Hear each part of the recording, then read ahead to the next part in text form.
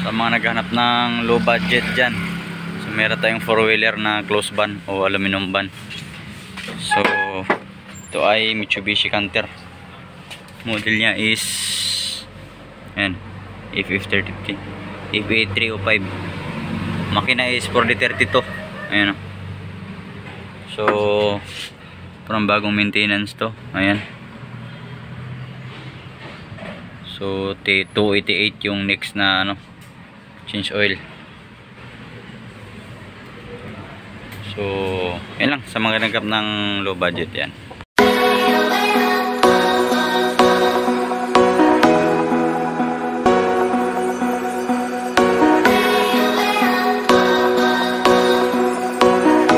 Yun, so meron tayong bagong dating na ano, pambenta na naman, no, bagong bili to.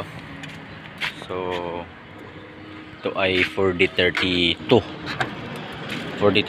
na 93 model sa papel, pero yung kanyang plaka R plate, no, imported to.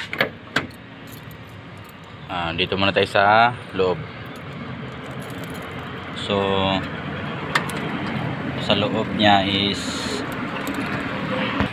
yun, sa loob kailangan ng upholstery. So original pa yung kanyang ano, no, balot. Ayan, no. Kaso ang problema, may mga punit na dito. Ito okay pa naman, no? Nilagyan na nila sa pin. Ayan. So mga low budget lang naman to. So mga nasa 150, 160 below gano. So flooring may repair na pero walang butas, goods pa. Dashboard sa dulo ang kulang, tapos may basag dito, wala na mga lover. So yun, sa gulong naman makapal yung mga gulong. Ayan. So yung chassis meron ng sapi sa baba. Ayan, meron ng welding dyan. So yun lang naman dyan ang ano, hindi siya sa taas. Likod manipis yung isang gulong. Tapos ikutan natin sa kabila.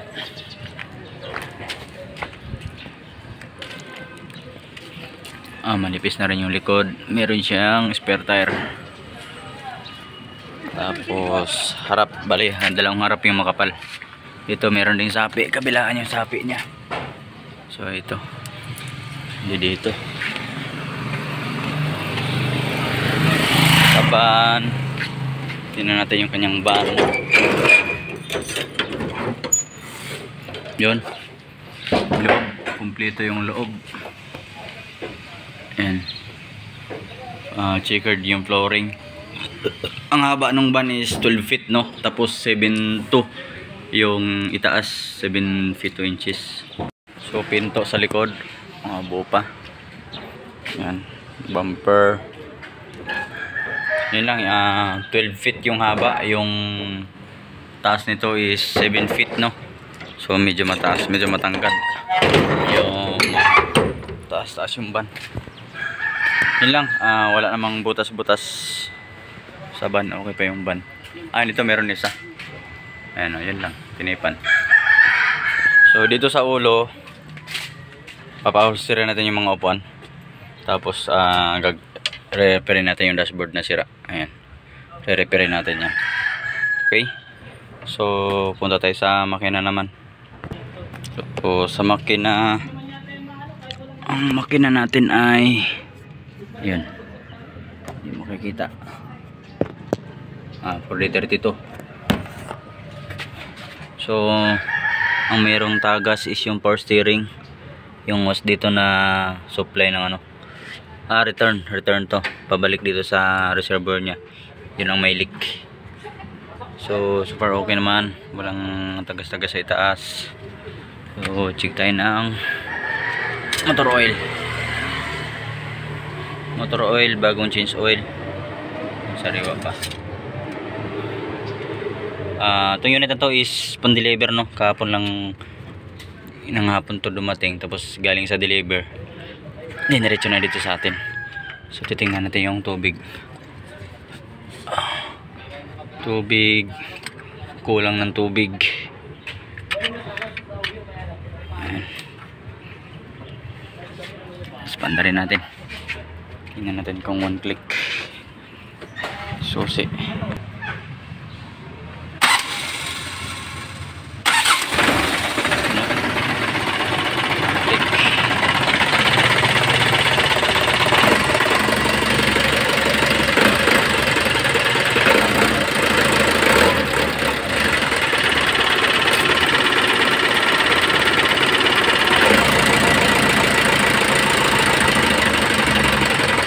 Painitin lang muna natin para ma-check natin kung may blow by o wala.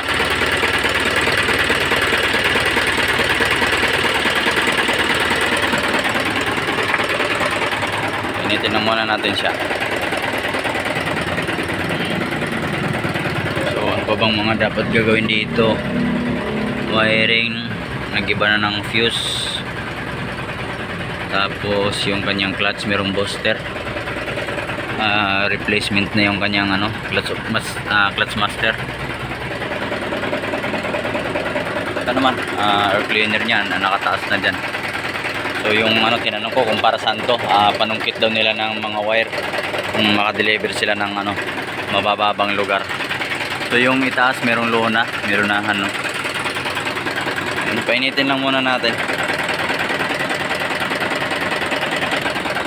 So yung unit na to is para lang sa mga gusto ng mga low budget, mga may kaya naman at pwedeng bumili ng bago or recon na surplus, doon na kayo sa bago.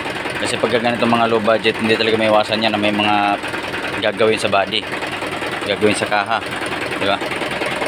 So tulad na lang nito, yung chassis na yan, pagka nirecon namin yan, tatanggalin namin yan, re-repairin namin.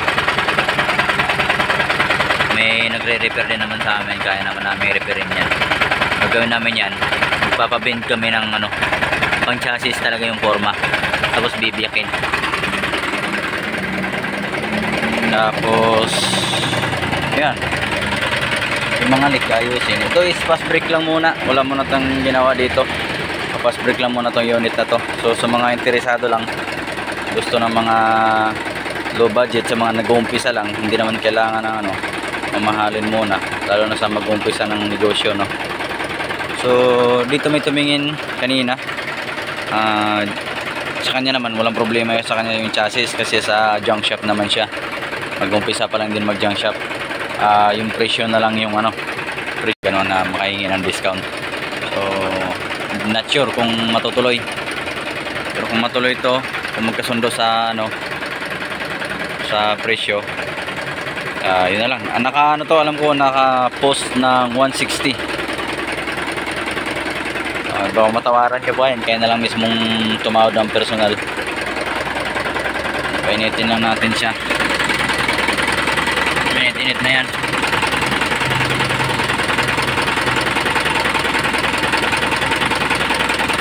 So wala, pag ako tumingin ng ng makina, una kong tinitingnan is yung dipstick.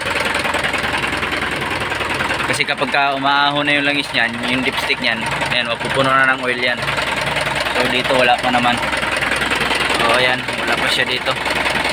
Walang talsik, walang usok. Ayan. So goods yan. Saka sa tunog, walang kakaibang tunog na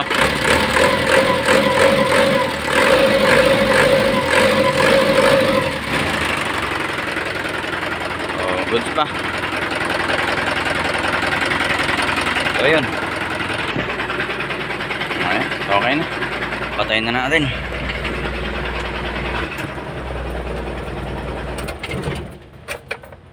Ayan, kaya battery, oil, fuel, temperature. Start natin ulit. Click pa. So ganito sa mga imported, hindi na masyado naintindi yung mileage niyan.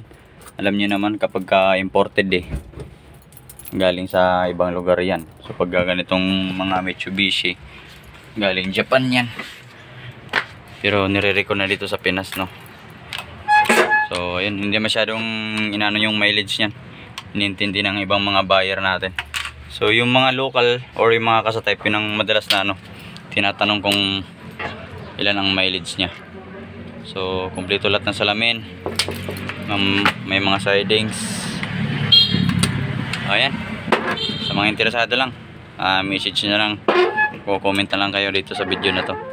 O message kayo sa akin sa page ko sa Tanjuns Vlog page.